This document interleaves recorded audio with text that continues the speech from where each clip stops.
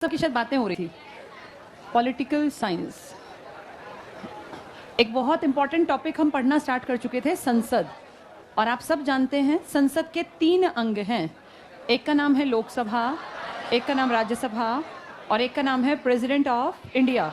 ये एक आदमी है, एक पद है, कोई व्यक्ति इस पे बैठ सकता है, मेल फीमेल मैटर नहीं करता।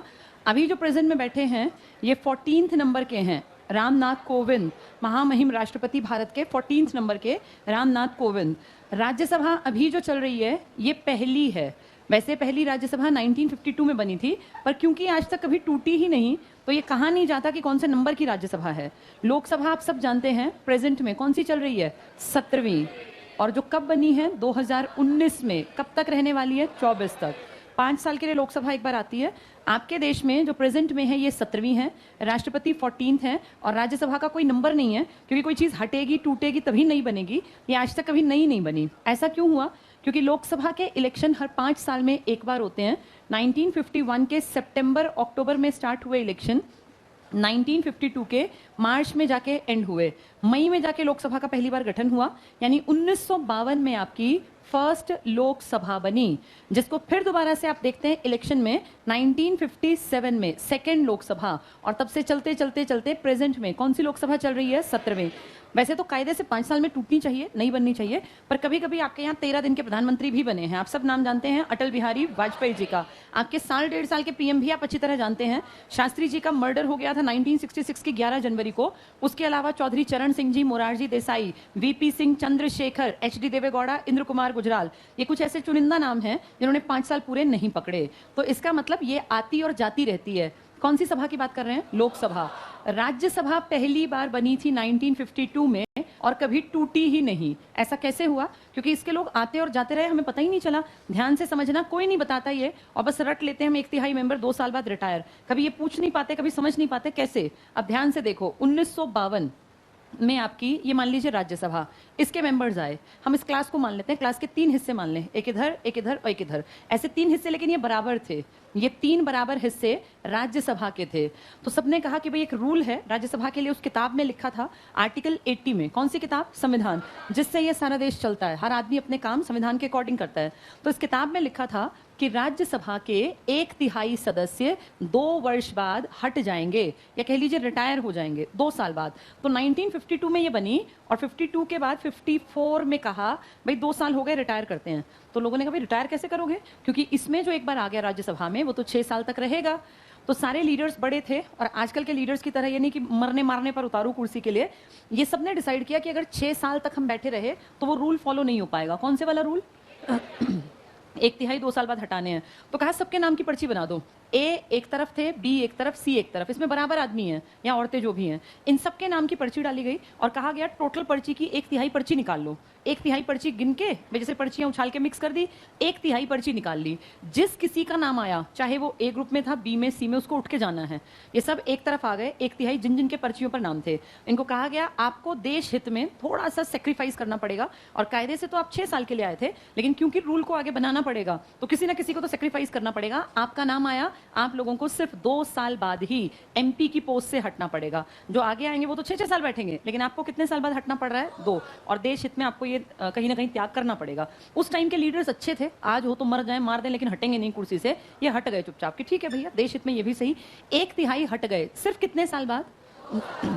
अब उस 1/3 की जो जगह खाली हुई ना, मान लो ये हटे, यहाँ न्यू आ गए। कब आए ये लोग नए? 1954 में, क्योंकि ये हटे थे 54 में। पहला स्टेप था ये इनके हटने का। दूसरा, 54 के बाद 1956 में फिर से 1956 में, यानी 2 साल और बीते, फिर से कहा जो पुराने वाले हैं ना, अब पुराने वाले 2/3 बचे हैं बस, 1/3 तो पहले ही हट गए, वो तो नए हैं, इनमें से हटाओ आधों को, ताकि बस इतने बच जाएं जो कि आगे फिर अपने आप हट जाएं। तो जो पुराने वाले थे, मान लो इनमें से ये हट गए, इनकी जगह न्यू आ गए। अब ये कब आए हैं नए? 56 में, पुराने वाले हट गए। अब तीसरी स्टेज में 1958 आया, किसी को हटाना ही नहीं पड़ा, क्योंकि जो 52 में बैठे थे उनको कितने साल हो गए, 6 साल पूरे हो गए। 52 से 58 आ गया ना, कितने साल हुए ये, 6 साल।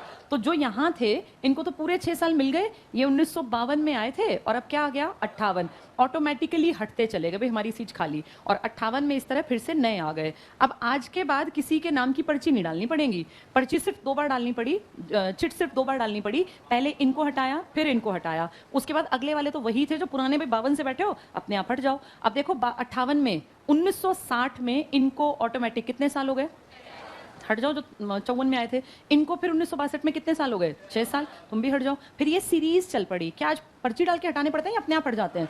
कितने हट जाते हैं, 1/3। जिनको काम करते हुए कितने साल हो गए, 6 साल। सिर्फ 2 बार ऐसा करना पड़ा कि ये चिट सिस्टम से, पर्ची वाले सिस्टम से नाम लिख के हटाना पड़ा। कब कब ऐसा करना पड़ा, 54 और 56। 58 में तो 6 साल पूरे हो गए, जिसको अपने आप हटो। आज तक दोबारा कभी ऐसा नहीं करना पड़ा, और इसीलिए कहा जाता है कि राज्यसभा कभी भंग नहीं होती।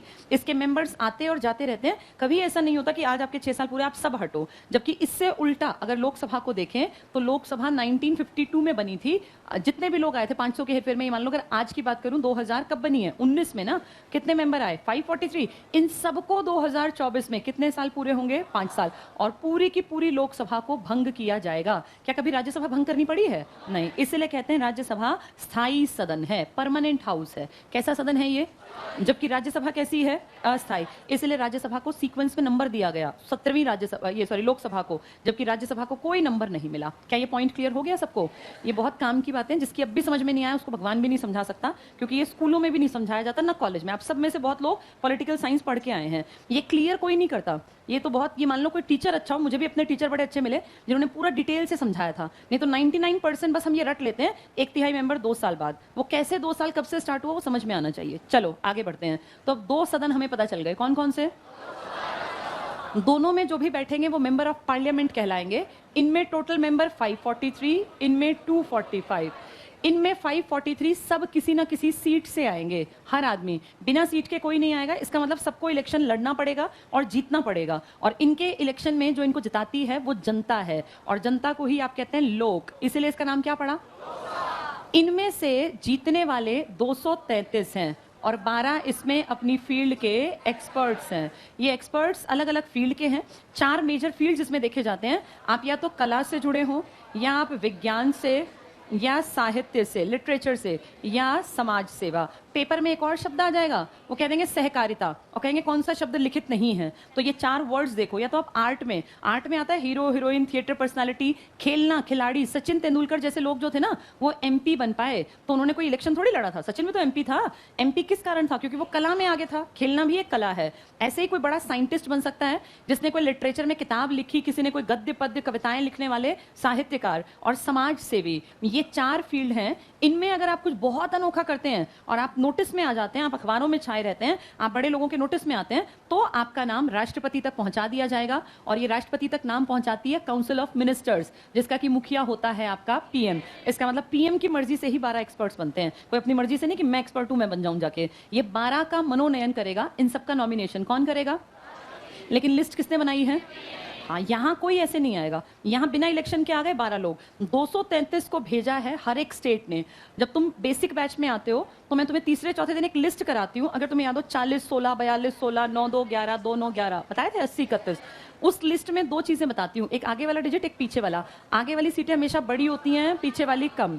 तो जो राज्यसभा की जितनी सीटें अलॉट है ना, उतने आदमी भेजने हैं, मर्जी से नहीं भेजने। अब मान लीजिए जैसे मैंने लिख दिया 14 7, 17 7, 26 11। जो बेसिक बैच पढ़ के आए हैं उन्हें पता है ये 26 11 गुजरात की हैं, ये 7 स्टार तेलंगाना, 14 7 असम की हैं। यानी असम से राज्यसभा में 7 आदमी आएंगे, और तेलंगाना से भी, और गुजरात से 11।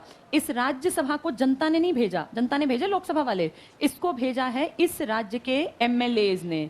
एमएलए छोटे होते हैं, एमपी बड़े होते हैं। एक एमपी के मुकाबले 8-10 एमएलए हो सकते हैं, डिपेंड करता है आपकी आबादी कितनी है। एमएलए की पोस्ट छोटी मानी जाती है, एमपी की बड़ी। एमपी को या तो जनता भेजती है यहाँ, या एमएलए भेज देते हैं अपने राज्य को प्रेजेंट करवाने के लिए।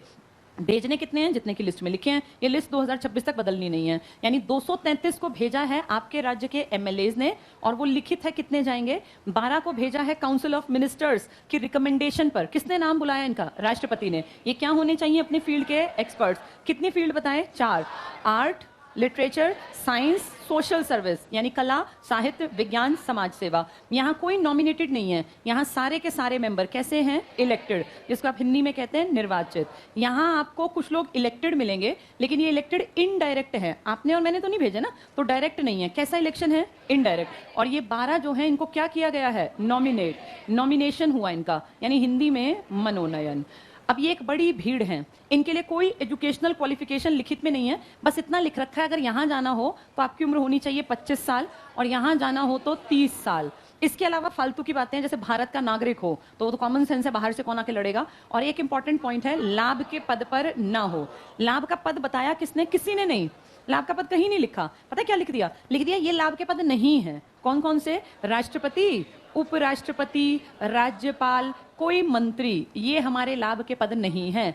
अपनी सेफ्टी के लिए ये लिख के बैठ गए, बाकी सब लाभ के पद हैं। अगर कोई भी सेंट्रल लेवल पे या स्टेट लेवल पे किसी भी सरकार से पैसा लेता है, मान लीजिए आप सरकारी नौकरी में हैं, किसी भी लेवल पर, railway, bank, police, teaching, clerk, आप ग्रुप डी लगे हुए हैं, तो कहा जाएगा कि आप किस पद पर बैठे हैं। और कौन से लाभ के पद नहीं आते? राष्ट्रपति, उपराष्ट्रपति, राज्यपाल, मंत्री, ये सब फ्री हैं, जबकि इनकी सैलरी सबसे बड़ी है। इसको मिलते हैं 5 लाख, इसको 4 लाख, इसको 3.5। और मंत्री को ऐसा कुछ अलग से नहीं मिलता, हर राज्य में मंत्री की राज्य स्टेट लेवल पे अलग है। और वैसे अगर मोटी तनख्वाह देखें तो पीएम की तनख्वाह सबसे भारी भरकम बताते हैं, 1,60,000। ऐसा कहीं लिखित में प्रावधान नहीं है, किसी ने आरटीआई लगाई तब पता चला था, इनका लिखित में प्रावधान है। इसकी सैलरी के स्लैब बने हुए हैं जिसमें ये मेंशन किया गया। तो पीएम बाकी मंत्रियों की सैलरी ज्यादा नहीं है, ये सारा खेल पावर का है, पावरफुल पोस्ट है, वरना 1,60,000 कोई बड़ी बात नहीं है, इतना नॉर्मल लोग भी कमा लेते हैं। चलो आगे बढ़ते हैं। कितने लोग थे यहाँ? और यहाँ इन सबको मैनेज करने के लिए एक आदमी होता है या कोई औरत भी, जिसे कहते हैं अध्यक्ष। इंग्लिश में इसी का नाम क्या है? स्पीकर। और अगर ये ना आए तो उपाध्यक्ष। यहाँ कौन होता है? सभापति। इंग्लिश में इसको भी स्पीकर कहते हैं, और ये ना हो तो उपसभापति। अब ध्यान से मेरी एक बात को समझना, समझ लोगे तो कॉन्सेप्ट बहुत आसान दिखेगा। अध्यक्ष अगर चाहे कि भैया मुझे तो इस्तीफा देना है, मुझे काम नहीं करना, मेरी तबीयत ठीक नहीं रहती, मैं काम नहीं कर सकता, तो अपना इस्तीफा इसको पकड़ा देगा, इसको लिख देगा रेजिग्नेशन लेटर। जब आप किसी बड़ी पोस्ट पे होते हैं ना, छोटी पे भी, तो आपको रिजाइन करना पड़ता है। जब मैं स्कूल में थी तो मैंने विचार बनाया कि मुझे स्कूल छोड़ना है, मुझे नौकरी छोड़नी है, तो मैंने एक लेटर लिखा। ऐसा नहीं होता अपने घर बैठ गए, आपको अपने डिपार्टमेंट का जो सबसे बड़ा हेड है आपके जोन में, आपके रीजन में, उसके नाम से पत्र लिखना पड़ता है कि जी हम इस पोस्ट से रिजाइन करना चाहते हैं। उस टाइम पे जो मेरे यहाँ डीईओ था, डिस्ट्रिक्ट एजुकेशन ऑफिसर, उसके नाम मैंने लिखा। अब इस आदमी को लेटर लिखना है तो किसके नाम लिखेगा? उपाध्यक्ष। इससे छोटा है ये, लेकिन इसका लेटर राष्ट्रपति को नहीं देना है। इसको जैसे प्रिंसिपल को छुट्टी चाहिए तो वो वाइस प्रिंसिपल को लिख के देता है कि जी मैं यहाँ से यहाँ छुट्टी जा रहा हूँ, जबकि वो उससे बड़ा है, लेकिन वो लेटर किसको पकड़ाएगा? वाइस प्रिंसिपल को। ऐसे ही वाइस प्रिंसिपल को छुट्टी चाहिए तो वो लेटर किसके नाम लिखता है? प्रिंसिपल। यहाँ भी ऐसा ही है, अध्यक्ष अपना रेजिग्नेशन किसको देगा? और उपाध्यक्ष को रिजाइन करना है तो अध्यक्ष को। ठीक है भाई, दोनों को पता रहे, दोनों में से बड़ी पोस्ट इसकी है, लेकिन ये भी कम नहीं है, ये भी काम उसका संभालने के लिए उसके बराबरी पर है। लेकिन ऐसा यहाँ नहीं होता। अगर सभापति को लगता है कि भैया मुझे पोस्ट त्यागनी है, तो ये इसको नहीं दे सकता, इसको ये लेटर देना पड़ेगा राष्ट्रपति को। उल्टा है, पेपर में तुम्हें दुखी करेंगे। लोकसभा का अध्यक्ष अपना लेटर राष्ट्रपति को कभी नहीं देगा रेजिग्नेशन का, ये अपनी एप्लीकेशन देगा उपाध्यक्ष को, लोकसभा वाला उपाध्यक्ष देगा अध्यक्ष को। लेकिन राज्यसभा का सभापति कभी भी अपनी एप्लीकेशन उपसभापति को नहीं देगा। ऐसा इसीलिए है क्योंकि ये सभापति बाद में बना था, पहले ये भारत का उपराष्ट्रपति था। तो उपराष्ट्रपति अपना रेजिग्नेशन किसको देगा और राष्ट्रपति किसको देगा? उपराष्ट्रपति को। तो यहाँ पे इसको बाद में ये मानो, पहले ये है, इसका असली चेहरा क्या है? उपराष्ट्रपति का। इसलिए सभापति अपना त्यागपत्र किसको देगा और उपसभापति ये तो अपने से ऊपर वाले को ही देगा। पेपर में ऐसे दुखी करेंगे कि लोकसभा अध्यक्ष यदि अपना इस्तीफा उपाध्यक्ष को देता है, उसी प्रकार से राज्यसभा सदस्य ये सभापति अपना इस्तीफा किसको देगा? अब जो दिमाग नहीं दौड़ाएगा वो इसको सोचेगा अगर ये उप को दे रहा है तो ये भी उप को देगा। नहीं, ये आदमी बाद में सभापति है, पहले क्या है? और उपराष्ट्रपति किसको देगा? राष्ट्रपति किसको देगा अपना इस्तीफा? क्लियर हो गई ये बात? ये इंपॉर्टेंट बात थी। एक और दूसरी बात, ये सब लोग इन मेंबर्स में से ही होते हैं। 543 में से एक अध्यक्ष है, 543 में से उपाध्यक्ष, लेकिन सभापति 245 से अलग है, क्योंकि ये आदमी कौन है? यानी ये 245 की भीड़ का हिस्सा नहीं है। इससे क्या फर्क पड़ेगा? इससे इसके काम पे फर्क पड़ेगा। ये सब काम करते हैं, ये सारे भी, और ये इनमें से हैं 5 साल। यहाँ 245 1/3 रिटायर होंगे कितने साल बाद? अभी तुम्हें मैंने कॉन्सेप्ट समझाया था। लेकिन ये आदमी, इसको कोई फर्क नहीं पड़ता तुम्हारे 1/3 से, ये ठीक 5 साल बाद रिटायर हो जाएगा, क्योंकि ये इस पोस्ट पे बाद में बैठता है, पहले किस पोस्ट पे जाके बैठता है? और उपराष्ट्रपति का कार्यकाल तुम्हारे संविधान में लिखा हुआ है कितने साल का? तो 245 तो जाते हैं 6 साल बाद, लेकिन इनका लीडर जो इनका मुखिया है वो कितने साल बाद हट जाता है? 5 साल बाद। क्या ये पॉइंट समझ में आ गया? इसको हटा, राष्ट्रपति बहुत बड़ी हस्ती है, वो ना हो तो उसका काम कौन करेगा? उपराष्ट्रपति। राष्ट्रपति को हटाना हो तो लोकसभा राज्यसभा दोनों आती हैं, लेकिन उपराष्ट्रपति को हटाना हो तो ये एक्टिव होती है, क्योंकि काम इसी का कर रहा था। इसकी सिर्फ हामी लेते हैं, हाँ भाई हटा दे इसको, हटा दो, हमें क्या दिक्कत है, तो हट जाएगा। लेकिन अगर राष्ट्रपति को हटाना है तो प्रोसेस बहुत लंबा तगड़ा है, वो मैं बाद में समझा दूंगी। अभी ये बेसिक बातें जान लो, कौन किसको त्यागपत्र देगा, कौन किससे नीचे है, कौन किससे ऊपर। क्या ये पॉइंट क्लियर हो गया? अध्यक्ष उपाध्यक्ष कितने लोगों में से गिने जाते हैं ये? इनमें से कौन बाहर से आया? सभापति। पहले वो क्या बना देश का? सबका टाइम पीरियड यहां कितने साल का है? चाहे वो अध्यक्ष हो, चाहे उपाध्यक्ष, चाहे मेंबर। इनका टाइम पीरियड कितना है? इनका टाइम पीरियड है 6 साल। लिखा क्या है? 1/3 मेंबर कितने साल बाद रिटायर। लेकिन ये आदमी कितने साल बाद रिटायर? क्योंकि ये बाद में सभापति है, पहले क्या है? क्लियर सबको? अब एक और पॉइंट ध्यान से देखो, लोकसभा का अध्यक्ष, ध्यान से समझना, कभी भी अपने पद की शपथ नहीं लेता। ये बहुत इंपॉर्टेंट पॉइंट, बहुत कॉमन आने वाला क्वेश्चन। तुम सबको शायद मैंने बताया हो कभी, कोई भी इंसान जब एमपी बनता है, मंत्री बनता है, तो 3 तरह की शपथ होती हैं। सबसे पहले वो एक शपथ लेता है उम्मीदवार की, भाई मैं इलेक्शन में खड़ा हो रहा हूं, मैं कोई भी इस तरह का गलत काम नहीं करूंगा जिससे कि लोकतंत्र की जो कसौटी है इस पे आंच आए, ये एक शपथ लेनी है। इसके बाद वो चुन के जीत के आ गया, मान लीजिए वो सांसद बन गया, एमपी बन गया, तो उसको सांसद की शपथ लेनी है। ये शपथ मर्जी से नहीं होती कि मेरी मर्जी मैं ये बोलूंगा, इसका पहले से सेट है कौन कौन से शब्द क्या क्या लाइन बोलनी है, और वो वही जाके पढ़नी होती है वहां, अपने घर से किसी को नहीं बनाना। ये सांसद की भी जो शपथ है ना, वो तुम्हारे कॉन्स्टिट्यूशन में लिखित में है, ये बोलना है हर एक को, उसमें नाम, पिता का नाम, क्षेत्र, इस तरह की बातें होती हैं। इनमें से कुछ लोग क्या बन जाते हैं? मंत्री। मंत्री की शपथ अलग होती है, क्योंकि ये शपथ लेगा अपने कर्तव्य के पालन की, ये शपथ लेगा चीटिंग ना करने की, ये शपथ लेगा देश हित में सारे काम करूंगा। तो सबका अलग अलग शब्द होते हैं, ये सब तुम्हारे कॉन्स्टिट्यूशन में लिखा हुआ है किसको क्या शपथ लेनी है। यानी आदमी एक, और शपथ कितनी ले ली उसने? उम्मीदवार होते हैं हजारों, बहुत सारे हजारों उम्मीदवार में से सांसद कितने बने, और उनमें से मंत्री कितने बनेंगे? बस इससे ज्यादा बन नहीं सकते। यानी मुट्ठी भर लोग मंत्री बनते हैं, 543 लोग सांसद, और उम्मीदवार होते हैं एक सीट पे 5-5, 7-7, क्योंकि बड़ी पार्टी के साथ बहुत छोटी पार्टी भी अपने उम्मीदवार खड़े कर देती हैं। तो आप ये मान के चलो, एक सीट पर 4 आदमी खड़े हो गए मिनिमम मान लें, तो उस हिसाब से लगभग 2000 तो उम्मीदवार हैं, लेकिन उसमें से सांसद सिर्फ 543 बनेंगे, और इस 543 का 80-81 के आसपास निकलेगा, उतने मंत्री बनेंगे। तो मंत्री बहुत लिमिटेड, उससे ज्यादा सांसद, और उससे बहुत ज्यादा क्या होते हैं? उम्मीदवार। ये तुम्हारी तरह है, जब तुम फॉर्म भरते हो तो एक सीट पर लाखों लोग खड़े होते हैं, पेपर देने उतने नहीं जाते जितने लोग फॉर्म भरते हैं, पता ही बात तुम्हें? जितने फॉर्म भरते हैं उसके आधे पेपर दे के आते हैं, लाखों लोग पेपर देने ही नहीं जाते, उनमें से कुछ सेलेक्ट होते हैं, तो ये छनते चले जाते हैं। यानी किसी भी मंत्री को कितनी शपथ लेनी पड़ती है? 3 तरह की। सब अपने अपने पद की शपथ लेते हैं, कौन अपने पद की शपथ नहीं लेता? इसका क्या लॉजिक है? ऐसा क्यों किया गया? क्योंकि जब ये 543 लोग आए थे ना, जो क्या बनकर आए थे? सांसद, एमपी, लोकसभा, तो इनमें एक रूल है, इन्होंने क्या कर रखा है, जब भी नई लोकसभा गठित होगी, इसमें जिसकी उम्र सबसे ज्यादा होगी, जिसे कहते हैं उम्र दराज, कोई भी हो, किसी पार्टी का, कोई फर्क नहीं पड़ता, बीजेपी, कांग्रेस, बीएसपी, कम्युनिस्ट, किसी पार्टी का, जो सबसे ज्यादा एज होगा उसको ये 543 अपने आप प्रोटेम अध्यक्ष मान लेंगे। प्रोटेम इंग्लिश में भी ऐसे ही लिखा जाता है, प्रोटेम अध्यक्ष या स्पीकर, कोई भी हो, चाहे पार्टी बीजेपी जीती चाहे वो कांग्रेस का हो, अगर उम्र दराज है, इसको बुलाएंगे कि सर आप हमें सबसे ज्यादा एक्सपीरियंस हैं, आप हमारे प्रोटेम अध्यक्ष बन गए। और ये मान लीजिए इस क्लास में मैं हूं, हम सब इलेक्टेड हैं, हम 543 लोग हैं, आप में से मैं हूं प्रोटेम, मैं किस पार्टी से उससे कोई फर्क नहीं पड़ता, मैं अध्यक्ष के रूप में, अभी लेकिन अध्यक्ष नहीं ये शब्द है, प्रोटेम अध्यक्ष, मैं तुम सबको कहूंगी कि हम सब शपथ लेंगे, और एक एक आदमी सब शपथ लेंगे, जितने लोग हैं ये सब शपथ किस रूप में ले लेंगे? सांसद। उन्हीं में से कोई एक आगे जाके अध्यक्ष तो बनने वाला है, तुम में से ही भीड़ में से कोई एक अध्यक्ष बनने वाला है, मुझे तो बस कुछ दिन काम करना है, मैं प्रोटेम हूं, क्योंकि मेरी एज तुम सबसे ज्यादा है, इसलिए मैं प्रोटेम बन गई। अब प्रोटेम ने सबको शपथ दिलवा दी सांसद की, इन्हीं में भीड़ में कोई एक खड़ा था जो आगे जाके क्या बनने वाला है? अध्यक्ष। तो जब वो अध्यक्ष बनेगा ना, तो उसको अध्यक्ष पद की शपथ नहीं लेनी, ऐसा रूल बना दिया कि तुमने पहले ही सांसद की शपथ ले ली, बस अब तुम्हें अध्यक्ष पद की शपथ नहीं लेनी। बाकी सब लोग लेंगे मंत्रियों की शपथ, लेकिन ये नहीं लेगा। तो ऐसा कौन सा सदस्य है जो अपने पद की शपथ नहीं लेता? लोकसभा का अध्यक्ष। ये ध्यान रखना, 1 नंबर का खरा क्वेश्चन है ये पेपर में, आधे लोग गलत करते हैं। ये पहले ही शपथ ले चुका, किस रूप में? किसने शपथ दिला दी? कौन बनेगा प्रोटेम?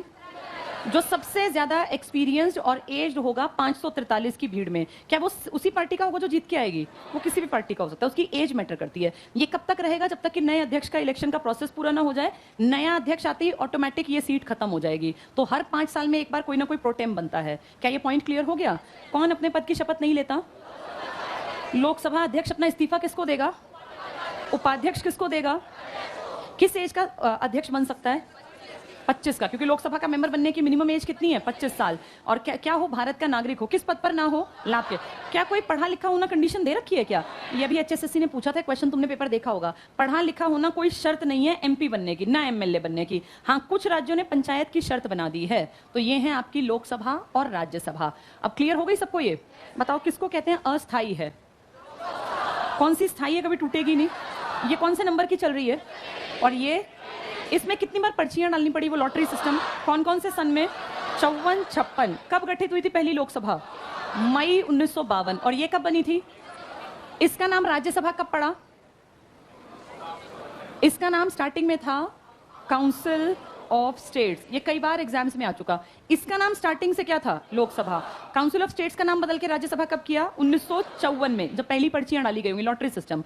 आपके देश में राज्यसभा का हेड कौन है? कौन संभालता है राज्यसभा को? सभापति। और इसको कौन संभालता है? इस्तीफा किसको देगा? उपाध्यक्ष किसको देगा? यहाँ का सभापति इस्तीफा किसको देगा? क्योंकि वो असलियत में क्या है? यहाँ का मेंबर बनने की एज इनकी, लेकिन सभापति 35 का। 3 आदमी तुम्हारे देश में 35 के होते हैं, राष्ट्रपति, उपराष्ट्रपति और राज्यपाल।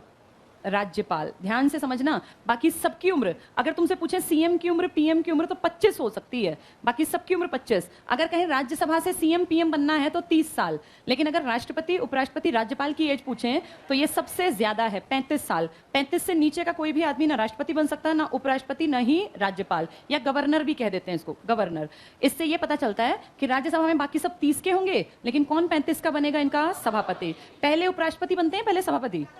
पहले उपराष्ट्रपति। इसीलिए कहते हैं पदेन। पदेन मतलब एक्स ऑफिशियो, वही बैठेगा जो देश का क्या बना हुआ है? उपराष्ट्रपति। क्या ऐसा संविधान में लिखित है? बिल्कुल, ये लिखा हुआ है पदेन सभापति का। अब ये क्या काम करती हैं? क्यों बनाते हैं हम लोकसभा राज्यसभा? इनका सबसे इंपॉर्टेंट काम क्या है? आप हर 5 साल में देखते हो। अब 2024 की शुरुआत हो जाएगी, कुछ साल अगले साल में देखना कि 24 में इसकी सरकार, उसकी सरकार। क्या फायदा सरकार बनाने का या लोकसभा राज्यसभा के इलेक्शन का? क्या औचित्य है? क्या करती है तुम्हारे मेरे लिए? ये हम सबके लिए एक इंपॉर्टेंट काम करती हैं। जरूरत पड़ने पर क्या बना देती हैं? कानून। ये 3 कृषि कानून किसने बनाए हैं? लोकसभा, राज्यसभा। क्या राष्ट्रपति के साइन हो गए हैं? बिल्कुल, पिछले साल सितंबर में साइन हो गए। और ध्यान से सुनो, जिस चीज पे लोकसभा, राज्यसभा और राष्ट्रपति के साइन बन जाए ना, उनको कहा जाता है कानून। समय बदलता है, कानून बदलने पड़ते हैं, नए बनाने पड़ते हैं। आपके देश में कानून बनाने की पावर सिर्फ एक ऑर्गेनाइजेशन के पास है, जिसको आप कहते हैं संसद, जिसके 3 अंग हैं, जिसके 2 सदन हैं। अंग में प्रेसिडेंट ऑफ इंडिया भी गिना जाता है। वो कोई हाउस नहीं है। पेपर में अगर अंग आया तो आंसर करना 3, और कहें सदन कितने हैं तो आंसर आएगा 2। इन दोनों का काम है कानून बनाना। समय के अनुसार कानून बदलने पड़ते हैं। जब आप आजाद हुए 1947 में, तब लड़कियों को प्रॉपर्टी में कोई राइट नहीं था। समय बीता, बहुत सारे लड़कों ने अपने पिताजी की केयर नहीं की, घर से निकाल दिया, दुखी किया। तभी तो वृद्धाश्रम इतने बढ़ते जा रहे हैं। लड़कियां, लड़के जो भी हैं, समाज का ही हिस्सा हैं। इसीलिए बाद में एक राइट बना कि बेटी का भी संपत्ति में बराबर का हक हो, यानी बेटा बेटी दोनों का संपत्ति में हक हो। यह समय की जरूरत के अनुसार चेंज किया गया। बहुत सारी चीजें आपके टाइम के अनुसार, जरूरत पड़ने के अनुसार बनानी पड़ती हैं। और जब वो कानून बन जाती हैं तो उनका अगर आप उल्लंघन करेंगे तो पुलिस की कार्यवाही होगी। कानून को आप डिनाई नहीं कर सकते कि मैं नहीं मानूंगा या मैं नहीं मानूंगी। कानून है मतलब आपको फॉलो करना है। अगर आप ऐसा नहीं करते तो फिर अपराध माना जाता है। जैसे कानूनन शादी की एज है 18 साल, लड़के की 21 साल। अगर कोई पेरेंट्स जबरदस्ती इससे कम एज में लड़की की शादी कर रहे हैं तो पुलिस केस हो जाएगा, क्योंकि वो अपराध की श्रेणी में आ गया। कानून आपको फॉलो करना ही करना है। आपके देश में कानून बनाने वाली संस्था का नाम क्या है? संसद। हाँ, अब ये जो टॉपिक समझा रही हूं ना, अगले 10 दिन तक यही सब चलेगा। इसको ध्यान से सुनना और समझना। कानून आपके देश में 2 तरह के हैं। एक को आप कहते हैं साधारण, बल्कि कानून से पहले बिल बता देती हूं आपको, कानून तो बाद में बनेगा। सबसे पहले बात करते हैं बिल, जिसको हिंदी में कहते हैं विधेयक। बातचीत नहीं करनी किसी को भी। आपके देश में 2 तरह के बिल्स होते हैं, 2 तरह के विधेयक होते हैं। एक होते हैं साधारण और एक होते हैं धन विधेयक। थोड़ा सा और डिटेल में जाते हैं तो वित्त विधेयक भी होते हैं, 117 आर्टिकल, लेकिन अभी तुम इतना मत जानो, इतना तुम्हारे काम का नहीं है। साधारण का मतलब कोई भी चीज अगर वो पैसे से जुड़ी है तो वो धन विधेयक है। सरकार की आय से, सरकार के व्यय से जुड़ा हुआ हर टॉपिक धन विधेयक है। मान लीजिए हम बात करें, हर साल में शुरुआत में जब फरवरी आता है तो एक विधेयक पेश किया जाता है जिसको आप कहते हैं ये हमारा इस साल का बजट है। बजट कौन सा विधेयक कहलाता है? धन, क्योंकि पैसे की बात करता है, इतना पैसा इस मंत्रालय को, इतना पैसा इसको। जहां पैसे की बात आएगी वो धन विधेयक। बाकी औरतों को आरक्षण देना है, आदमियों को आरक्षण देना है, जात पात की बात करें, कोई बात करें, वो कौन सा विधेयक कहलाएगा? साधारण। स्टेट का नाम बदलना, कुछ भी करना है, ये सब साधारण है। लेकिन पैसे की बात है धन विधेयक।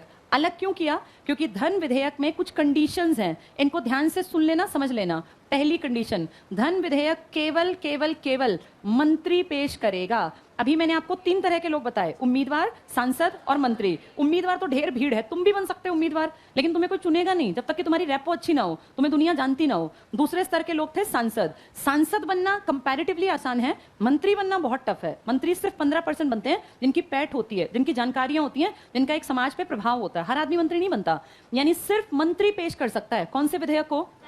तो आप ये लगा लो, मुट्ठी भर लोग हैं जो धन विधेयक पेश कर सकते हैं, सब नहीं पेश कर सकते। पहली कंडीशन।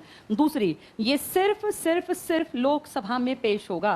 किसी भी कंडीशन में लिखा है ये राज्यसभा में पेश नहीं किया जा सकता, सिर्फ मंत्री पेश करेगा, सिर्फ लोकसभा में। तीसरा, इसको पेश करने से पहले प्रायर, मतलब सबसे पहले आपको राष्ट्रपति की अनुमति लेनी पड़ेगी। अगर आपने बिना राष्ट्रपति की परमिशन के धन विधेयक किसी मंत्री ने पेश कर दिया तो राष्ट्रपति बाद में कह देगा मैं साइन नहीं करूंगा और राष्ट्रपति को ऊपर माना जाएगा। तो ये 3 कंडीशन समझते हुए आगे बढ़नी है। सिर्फ मंत्री पेश करेगा, सिर्फ लोकसभा में पेश होगा और किसकी अनुमति के बाद? राष्ट्रपति की प्रायर परमिशन लेनी पड़ेगी। ये सिर्फ किस विधेयक की बात कर रहे हैं हम? धन। अगर साधारण है तो कोई भी पेश कर दो, कोई भी का मतलब मंत्री से अलग भी पेश कर दो, सांसद भी। जैसे आज अगर कहें तो कांग्रेस वाला पेश कर दो जबकि सरकार में नहीं है, उसको कोई भी पेश कर सकता है, मंत्री जरूरी नहीं है, सांसद मंत्री कोई भी, वो कहीं भी पेश हो सकता है। कहीं भी का मतलब कहां कहां? लोकसभा भी और राज्यसभा। उसमें राष्ट्रपति की प्रायर परमिशन की जरूरत नहीं पड़ती। तो कौन से विधेयक की ज्यादा कीमत लग रही है? धन विधेयक की। इसलिए लोकसभा पावरफुल है ज्यादा, क्योंकि वो धन से जुड़ा काम देखती है, पैसे का काम राज्यसभा नहीं देख सकती। क्या ये 3 बातें क्लियर हो गई? अच्छा, अब देखो कैसे कार्यवाही होती है, संसद काम कैसे करती है। हर पढ़े लिखे इंसान को ना ये पता होना चाहिए। जो मैं तुम्हें पढ़ा रही हूँ ना, ये 8वीं 9वीं 10वीं का पॉलिटिकल साइंस उठा के पढ़ना, सिविक्स सब कुछ वहीं से है, सब एनसीईआरटी में है, लेकिन हम समझते नहीं स्कूल टाइम में। अब ये लास्ट चांस है, अब भी नहीं समझा फिर तुम्हें कभी जिंदगी भर समझ नहीं आएगा। एक पढ़े लिखे इंसान को पता होना चाहिए कानून कैसे बनता है, क्यों ये इतना कानून के विरोध में लोग उतर आते हैं, बनता कैसे है कानून, कैसे हट सकता है। संसद है आपके देश में कानून बनाने की संस्था का नाम, और संसद कैसे बनाती है? सबसे पहले मान लीजिए हम धन विधेयक की बात करते हैं। अभी 3 कंडीशन क्या क्या थी इसकी? केवल मंत्री, केवल लोकसभा, राष्ट्रपति की परमिशन, तीनों पूरी कर दी। राष्ट्रपति से पूछ भी लिया, सिर्फ मंत्री पेश कर रहा है, सिर्फ लोकसभा में। हुआ क्या? सबसे पहले लोकसभा में लेकर आए। ध्यान से देखना, फर्स्ट स्टेप होता है, सबसे पहला 3 चरण होते हैं इसके। पहला चरण, फर्स्ट फेज, इसमें विधेयक को पेश किया जाता है। सिर्फ मंत्री पेश करेगा, सिर्फ लोकसभा में परमिशन लेके। तो उसने पेश कर दिया। पेश करते ही एकदम ऐसा नहीं होता कि आज ही बहस होगी, पहले पेश करेगा, वो पढ़ के बताएगा, सबके टेबल पे एक एक उसकी फोटोकॉपी है हर एक के पास, वो सब देखेंगे अच्छा ये बात है, इस तरह का कोई बिल है। इसके बाद सेकंड चरण, सेकंड फेज होगा जिसमें इसके ऊपर बहस की जाएगी, क्या ठीक है क्या गलत है। अब उस बहस में गलत बोलने वाले भी होंगे और ठीक बोलने वाले भी। हर काम को देखने के ना 2 पहलू हैं, किसी को कुछ काम ठीक लगता है, किसी को कुछ काम ठीक लगता है। अब उस बहस में अगर मेजोरिटी कहती है काम ठीक है तो वो आसानी से पास हो जाएगा, अगर मेजोरिटी कहती है काम गलत है तो वो अटक जाएगा। ये पास कराने के लिए बहस के बाद देखा जाता है भाई कितने लोग पक्ष में, कितने विपक्ष में। फिर आता है तीसरा चरण, जिसमें अगर ये ठीक है तो इसको क्या कर दिया जाता है? पारित, पास कर दिया जाता है। पास करने के हैं 3 तरीके, ध्यान से सुनो क्या क्या। पहला, जितनी टोटल प्रेजेंट मेंबर हैं, मान लीजिए हम ही हैं लोकसभा, 543 सारे आ गए, कभी आते नहीं है, 543 आ गए। अगर सब प्रेजेंट हैं और धन विधेयक है या साधारण विधेयक है तो पारित करने के तरीके होंगे, टोटल जितने प्रेजेंट हैं उसका 50% से एक ज्यादा हो तो साधारण बहुमत है। कोई छोटी बात है तो बस 50% से एक फालतू हाँ कर दो, कानून बन जाएगा। लेकिन अगर कोई बहुत बड़ा मुद्दा है तो कहते हैं कि 2/3, टोटल का 2/3 निकालो, अगर 100 लोग हैं तो 66 लोग हाँ करें। 2/3 को बोलते हैं विशेष बहुमत, स्पेशल मेजोरिटी। ये बड़ी चीजों के लिए मांगी जाती है। मान लीजिए कोई कहने लगे कि औरतें इस देश में 50% हैं तो आरक्षण भी 50% का दो, तो ये छोटी बात है, बड़ी बात है? बहुत बड़ी बात है। इतनी बड़ी बात है कि इससे पूरी व्यवस्था हिल सकती है। इसमें कैसा बहुमत चाहिएगा? विशेष। कोई छोटी सी बात है तो कौन से बहुमत से मान लेंगे? साधारण, जिससे तुम्हारे मेरे जीवन पे फर्क ना आए। कोई कोई बात ऐसी होती है जो कि राज्यों से भी पूछनी पड़ती है, होगी देश में पर राज्यों से पूछेंगे, उसके लिए 2/3 तो विशेष चाहिए ही चाहिए। इसके अलावा अलग अलग राज्यों की विधानसभा, आधी से ज्यादा विधानसभाएं उसको हाँ करें तो ही वो काम होगा। जीएसटी का नाम सुना है?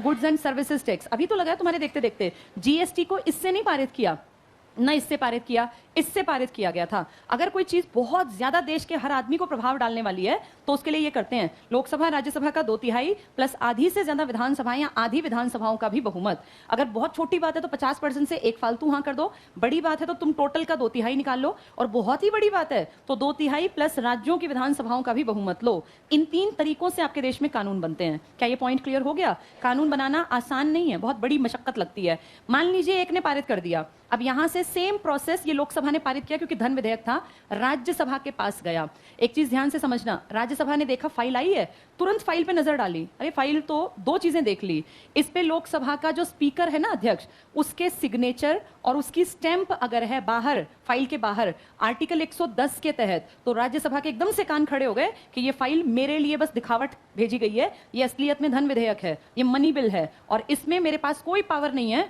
सिवाय 14 दिन तक मैं इसको रोक पाऊं और मैं इस पे अपने एरिया में डिस्कशन करूं, और अगर मुझे कुछ ठीक लगता हो 1-2 पॉइंट तो मैं इनको बता दूं, देखो जी ऐसा ऐसा कर सकते हो, मर्जी है आपकी, मेरी कोई सुनने वाला नहीं है। ये बात किसको पता है पहले से ही? राज्यसभा। लेकिन ऐसा धन विधेयक में होता है, साधारण में नहीं। ये सिर्फ कितने दिन तक फाइल को रोक पाती है? मान लो इसने 14 दिन बिता दिए और फाइल नहीं भेजी, आज 16 दिन हो गए, तो ये फाइल बिना चिंता किए लोकसभा, ये बिना सोचे सेकंड थॉट लिए कि राज्यसभा ने क्यों नहीं भेजी, 14 दिन प्लस हो गए, अब भूल जाओ राज्यसभा को, अब ये फाइल सीधी जाएगी राष्ट्रपति के पास, और राष्ट्रपति जैसे ही देखेगा आर्टिकल 110, राज्य इसके लोकसभा के अध्यक्ष के स्टैंप और साइन, बिना सेकंड थॉट दिए पहली ही बार में इस पे सिग्नेचर कर देगा। क्यों? क्योंकि 3 कंडीशन में, देखो एक कंडीशन थी, किसकी अनुमति मांगी थी? अगर आपसे पहले पूछ के काम कर रहे हैं तो अब आप कैसे मना कर सकते हैं? आप तब मना कर देते ना जब पेश किया था। ये 3 कंडीशन आगे तक काम आएंगी, इसलिए समझनी जरूरी थी। क्या ये पॉइंट क्लियर हो गया? यानी पैसों की फाइल पे किसका दबदबा है? लोकसभा का है, राज्यसभा का? राज्यसभा सिर्फ कितने दिन रोक पाई? 2 हफ्ते। नहीं वापस की फाइल तो फाइल सीधी कहां गई? क्या राष्ट्रपति मना कर पाया? नहीं। क्यों नहीं मना कर पाया? पहले उनसे पूछ के पेश की थी। यानी इस स्टैंप और इस साइन की कीमत है। ये किसके स्टैंप और साइन है? लोकसभा का अध्यक्ष। किस आर्टिकल के तहत? ये बहुत बहुत बहुत इंपॉर्टेंट क्वेश्चन है एग्जाम के लिए। धन विधेयक पर किसके हस्ताक्षर होते हैं? लोकसभा के अध्यक्ष के। क्लियर सबको? कल अपनी बुक ले आना, कल ये सब कुछ बुक से भी पढ़ेंगे।